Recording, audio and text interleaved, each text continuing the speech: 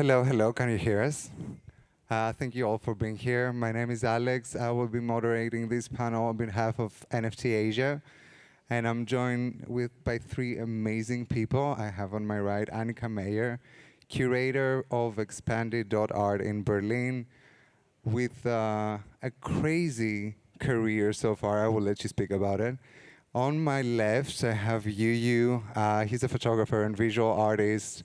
He's fascinated by history of art and how to reapproach this, and also a member of NFT Asia. And also on the corner with a great hair, we have Beauty and the Punk, an OG collector and a builder in the space for many years now. Before we begin, I would like you to just briefly introduce yourself. Let's begin with B and just go around. Thank you very much. So I am Brazilian.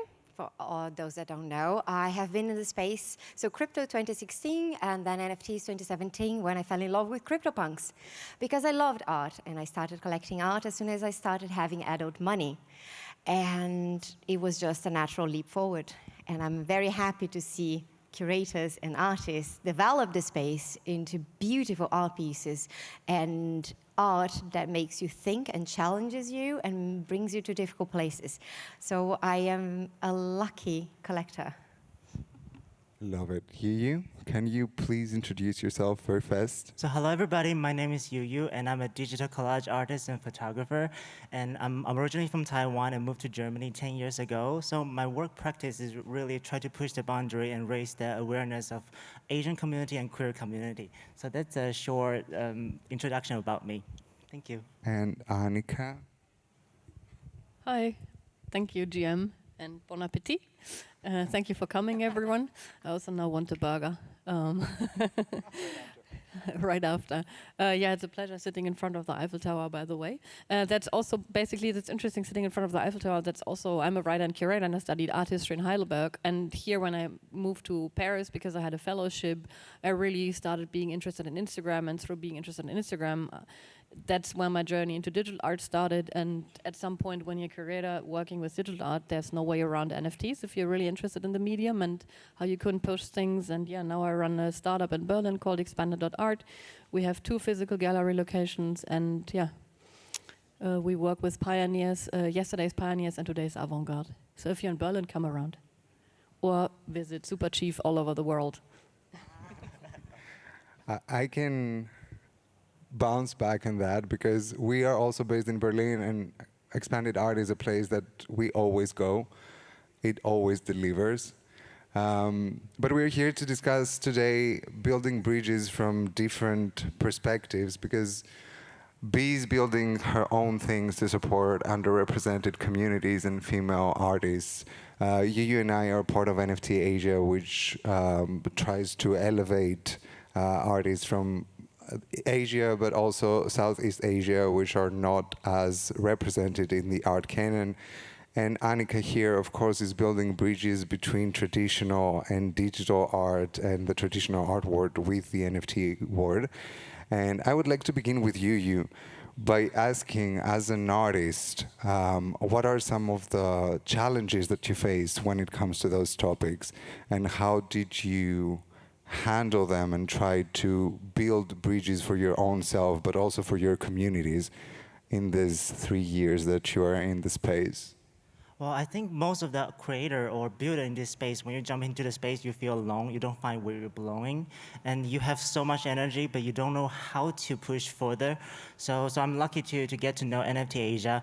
So you find somewhere you belong to. And then there's so many people, like from the educator and professional curator and stuff. So you start gaining energy, and it feels like this united energy can push things forward further and get more opportunity for creator like me. Sorry, I'm a little bit nervous. And like throughout the year, you realize actually everybody, even doesn't matter how small you are, you have the energy to push further, and you just have to reach out. And it's like reflect back to the topic today. It's like building bridges, but how can we do it? It's just a little step further to reach out, and you can build the bridges. So that's how I learned, and I learned so much from the builder from this space. It inspired me a lot. So I also hope you guys can get inspired by the amazing women and builders here. And I'm just jumping in. Just jump in. I think it's, if we look back, Anika, you're the best one to talk about it, as you cannot have art bring new art forward without having a movement, and a movement is made of people.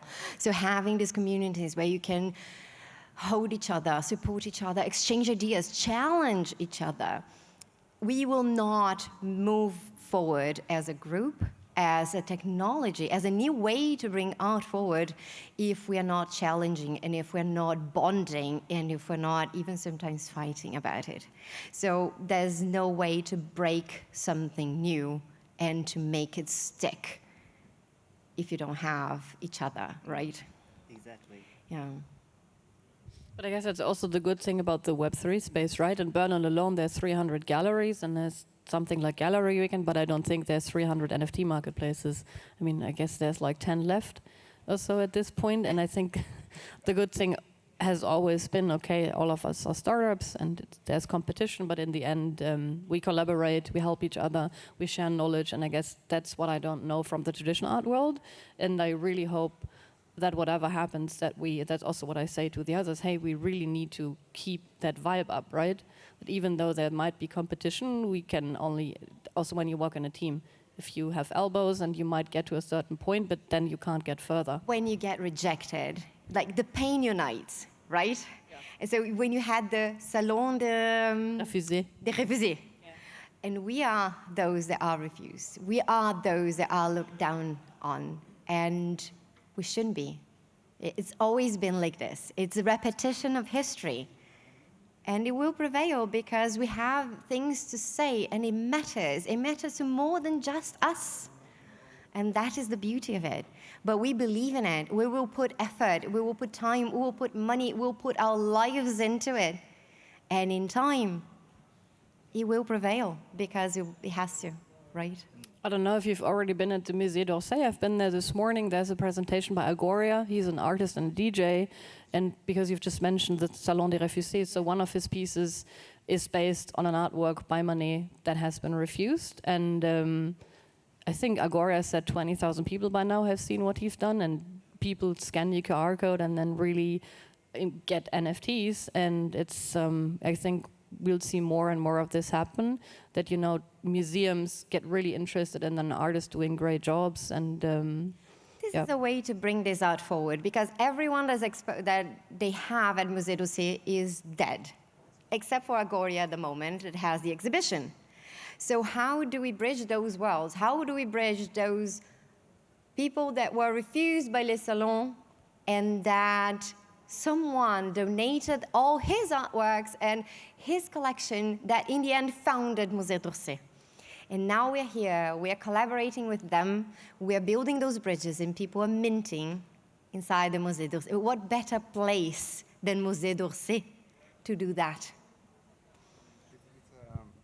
It's a really historical moment to think about it, having an institution such as Musée d'Orsay being so eager to experiment with such a new space, such a new technology, invite a living artist to be there among those legends. So I think that's a really, really important moment that we're experiencing.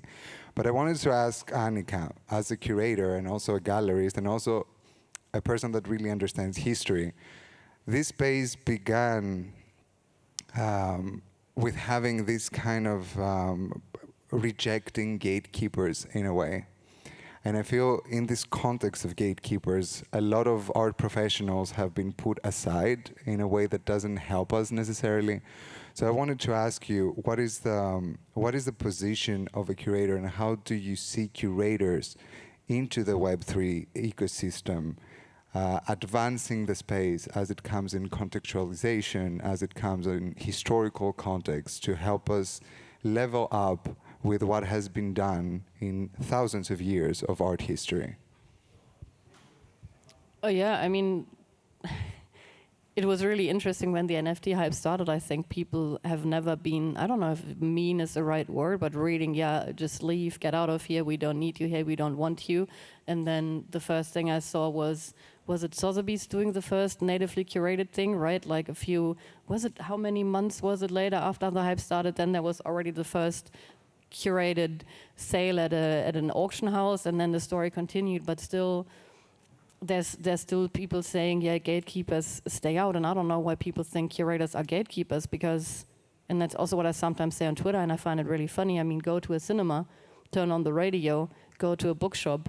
Are people selecting movies and what you listen to on the radio, or who plays at a disco, or wherever? Would you tell them, fuck off, we don't want you here because you select stuff? And that's the same what curators do, right? We just work with artists, and Goria, I met him this morning. He's a good friend of mine, so I got a tour, and I also met the curator of the Musée d'Orsay, and he was really happy that he could work with a team in a museum together on creating the artwork, and that's basically what curators do. So I think there's simply a myth about what curators actually do, and I guess it's also not clear that curators usually don't make money with sales. That's also a very funny story. That other people make the money with the sales. We just basically, it's like an editor, right? Taking care of a text. So basically, curator is something like an editor. And you I also think that's really important. push the artist forward, right? You engage. It's a collaboration, right? Yes. So It's a curators do conversation. much more than just see what goes on a wall. And that's what most people don't realize. Your work goes much deeper than saying, oh, this piece should go there. And you're not a decorator, you're a curator. And how do you work with an artist to bring something forward that the artist maybe couldn't do it by themselves, right? And your work is much deeper than people with basic knowledge of art realize. Even myself, I've learned this recently. I have not known this for my whole life. But luckily, I'm always learning. And I'm happy to know that, and I appreciate you for much more than I ever thought I could. Thank you. That's nice. So, Bengali. But I want to add to a point about like in this in the Web3 space, people are so against about the institution to jump into the space. But recently, I just have a conversation with a big institution in Germany from the Kunsthalle, the director of Kunsthalle. But actually, the traditional world people, they are looking at us. They are reading the news. They read the stuff and they know the technology and what we're doing. But they just want to wait for the right moment.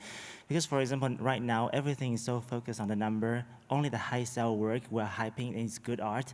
But we have to do better to prove them that we actually care about culture. And this is just not the point. It's not really the point, but it's just like even the small artists ourselves, we just have to reach out and to start a conversation and to understand each other's point of view and try to improve and to grow this space, I feel.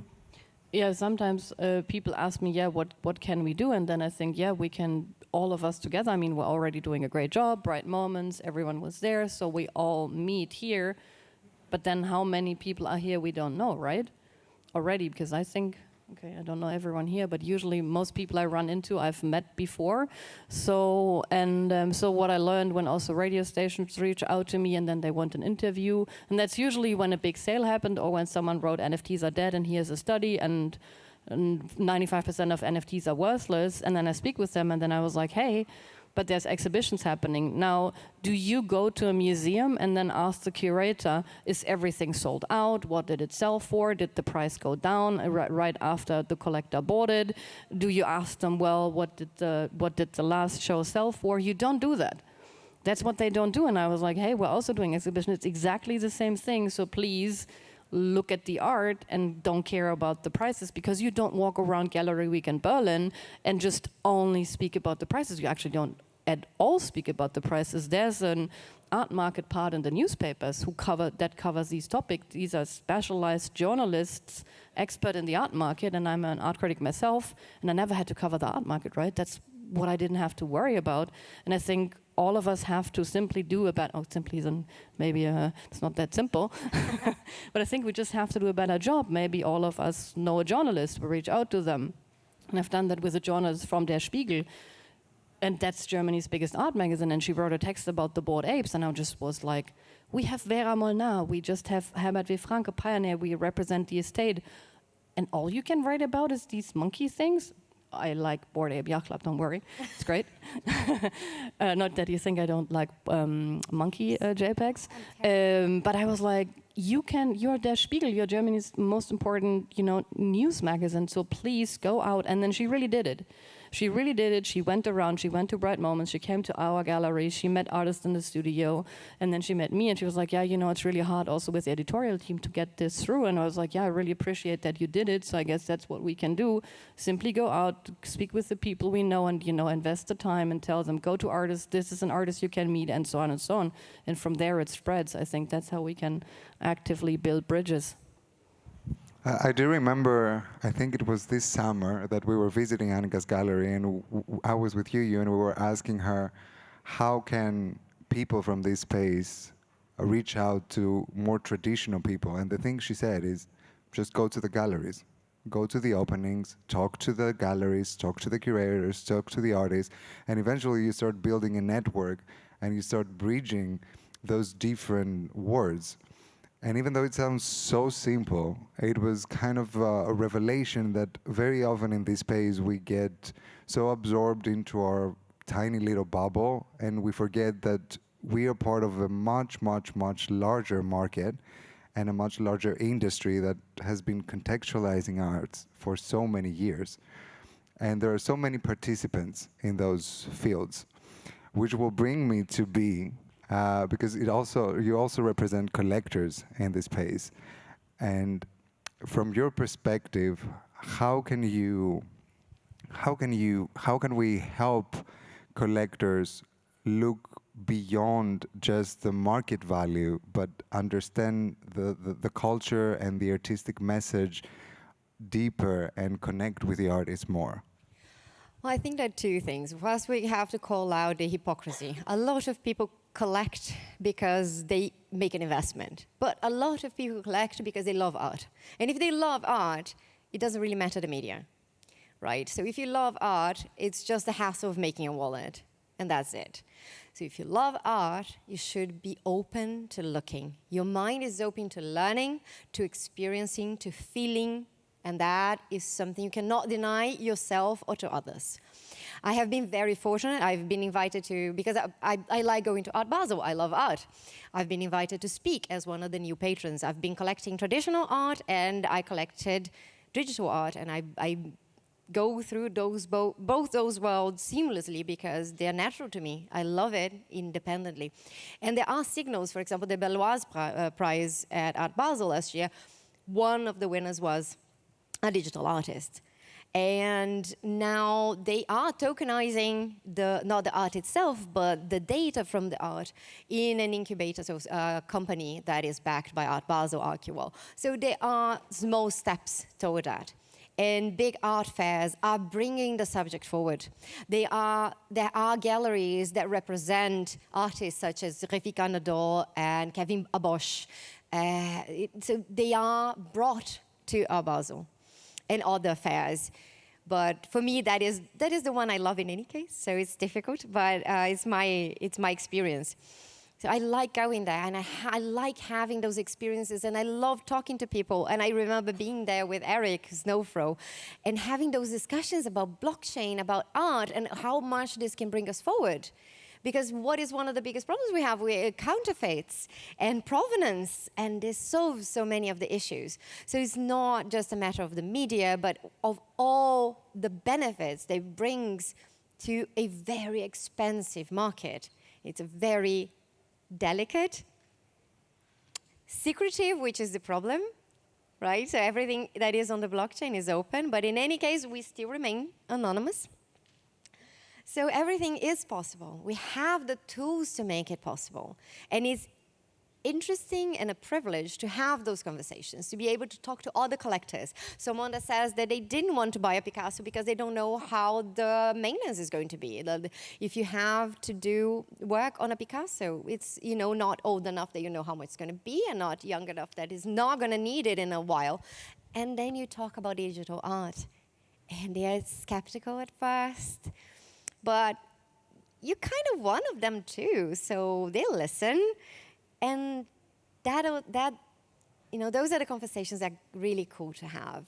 People that are open, and you can share, and they will ask, and you bring them in little by little, and eventually get there. But those art fairs, the galleries visits, the work from the artists and from collectors like us, that go and talk to other collectors and show them that it's not that complicated, it's not that different, it's just one step forward. Photography was not art. There's so much that was not art, and now it is. And it's just another step in that direction. It's just another page in history books. And we have to go through it all again, because we're humans. But we'll do it, because I haven't been here for 7 years for nothing. And we're definitely not going anywhere. I love to hear. I think our time is running short, but before we close, I would like to just ask one question to all of you with a short answer, if it's possible. But if I always like to close conversations with offering some sort of solution. But if we were looking at one thing that we can start doing, like right after we leave this stage, to help bring more people into this space, not for financial gains, but just to establish this space a bit more to outsiders, because we walk in this beautiful space and we all know each other. There are not many people who don't know what NFTs are in here, and I think it's important to learn about this space. So each one from your perspective as a curator, as an artist, as a collector, how can we help people understand why this thing has a future and why so many people are so obsessed with NFTs all those years? I think speak with them about your favorite artist or your favorite artwork. You don't even have to mention the technology, right? You don't have to mention the word NFT, you don't have to mention the technology, and that's what I've just also mentioned. You know, usually people go to museums and they might not know how a sculpture has been made or whatever, or a painting or what paint they use, so you simply speak about the artist, their career, and I guess that's also what we do at the gallery. Johanna Dillinger is here, the daughter of plotter art pioneer Hans Dillinger. He's 84 years old, and we've shown his exhibition. A lot of people came to the gallery and they had no clue it was made with technology. It looked like drawings to them, and then they learned that it has been made with code and so on and so on. So just show them art, make it about the art, and then at some point, most people that go to galleries or museums, they're not collectors. So they can just look at the art and don't have to spend 20 million on a CryptoPunk, I'd say. Love it, and so true. YuYu? For me, I think the answer sounds cliche, but it's really to have a conversation. But the conversation is not to convince people how amazing the Web3 are, it's to listen to what they feel. And then because through listen, we can understand what's their misunderstanding and how can we change it to improve this space instead of living in our small bubble and think we're pioneer of everything. So we can do better. So I start with a conversation and listen, I feel. I think for me there are two prongs there to the approach. I agree with elicit a feeling. Everyone responds well to being charmed, to being... When you feel something, you remember, and you bring that in your life. You bring that with you. So that is the art. The technology, I do believe that we have to make part of everyone's life. So it has to be something that is in their daily lives, that they will just switch to something that is on the blockchain. Be it the membership to a supermarket that will give them benefits, and that will be the approach for the technology. Something that is on their lives and we'll just blockchain it. We just tokenize it. And they will go to it because it's what they already do. And it just remains part of their lives, but in a different way. I think the technology is that.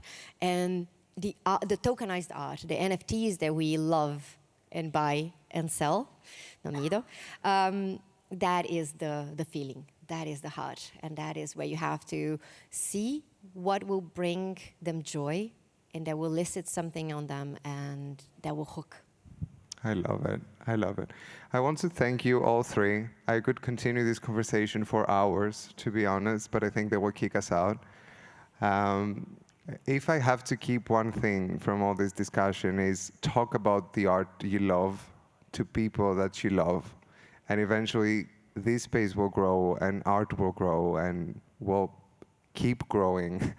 Thank you all for being here. Thank you, Anika. Thank you, YuYu. Thank you, B. It was my absolute pleasure moderate this space for you. Thank you all for listening to us.